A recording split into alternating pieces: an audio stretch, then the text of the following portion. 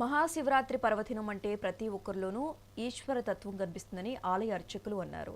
అంత గొప్ప మహత్యం కలిగిన మహాశివరాత్రి రోజున శివశివ అంటూ నందీశ్వరునికి అభిషేకం చేస్తే జన్మదినం అవుతుందని అన్నారు. తూర్పుగోదావరి జిల్లా రాజానగరం నియోజకవర్గం కోరుకొండ మండలం గాడాలలోని అంగరంగ వైభవంగా ప్రారంభమయ్యాయని తెలిపారు.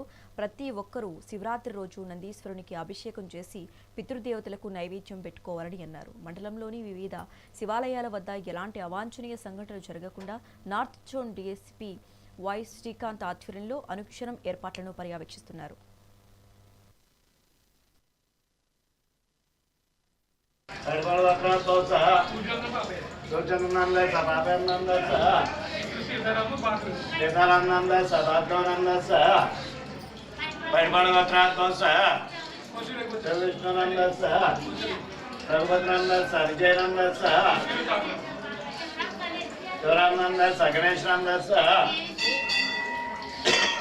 దేవి శ్రీరామదాస్ అందరూ మీరు అక్కడ అత్తగారి దగ్గర నుంచి అదే ఆశపోతే మాత్రం అత్తగారు బాగా పెడతారు. వీడియో వీడియో శివానంద సహ క్షత్రియ గోత్రాత్మ సహ శ్యామస్థాయి విజయాభరణ సహ ఎంతో వైభవంగా గోదావరి నదీ ప్రవాహ తీరం అంతా కూడా ఎంతో వైభవంగా మహాశివరాత్రి పర్వదినాన ప్రతి ఒక్కరు కూడా ఎంతో భక్తి శ్రద్ధలతో ఆ ఈశ్వరుని పూజించి ఆ స్వామివారి యొక్క అనుగ్రహం ప్రతి ఒక్కరు కూడా పొందుతూ ఉన్నారు. అయితే ఈ యొక్క మహాశివరాత్రి పర్వదినం అనగానే ప్రతి ఒక్కరికి కూడా ఈశ్వరుడు యొక్క తత్వం అందరికీ కూడా బోధపడుతుంది. ఈశ్వరుడు సర్వేశ్వరుడు ఈ యొక్క మహాశివరాత్రి రోజున శివశివ అంటూ చెప్పి ఒక చెంబుడు నీళ్లు పోసి ఆ స్వామివారిని ప్రార్థిస్తే చాలు జన్మధన్యం అవుతుంది. అలాగే ఈ యొక్క మహాశివరాత్రి రోజున గోదావరి నదీ తీరాన పెద్దలకి బియ్యాలు ఇచ్చుకుని పెద్దల యొక్క పితృదేవతల యొక్క అనుగ్రహం పొందుతారు ప్రతి ఒక్కరు కూడాను.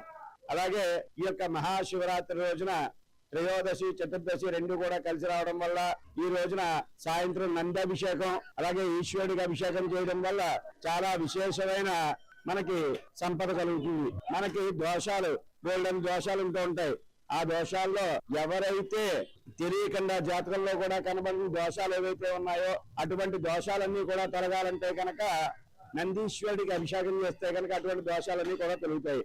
ఎంతో వైభవంగా గోదావరి నదీ ప్రవాహ తీరం అంతా కూడా ఎంతో వైభవంగా మహాశివరాత్రి పర్వదినాన ప్రతి ఒక్కరు కూడా ఎంతో భక్తి శ్రద్ధలతో ఆ ఈశ్వరుని పూజించి ఆ స్వామివారి యొక్క అనుగ్రహం ప్రతి ఒక్కరు కూడా పొందుతూ ఉన్నారు.